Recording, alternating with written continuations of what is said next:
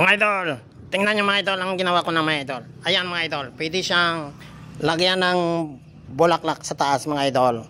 Tapos dito sa gilid mga idol. Ayan, ayan. Ayan, ayan. Lalagayan ng mga libro mga idol. So baliktad yung ano ng libro mga idol. So ganon mga idol. O ayan mga idol. So diyan mga idol, mayroon pang partition yan. Lagayan yan siya ng mga libro mga idol. So yan mga idol, ganyan yung design niya mga idol. Ayan, ayan, ayan. Yan. So ilagay ko na mga idol sa loob. Nga. Ayan mga idol. Ayan. Pwede rin nakahiga lang ang libro mga idol. So yan, pwedeng gawin mo mga idol. Ganito. Libro dito sa kabila. Bulaklak dito sa kabila. Libro dito sa kabila. Libro dito sa kabila. Bulaklak dito sa kabila. Yan mga idol. So yan yung forma niya mga idol, kabilaan yan. So ganyan yan mga idol.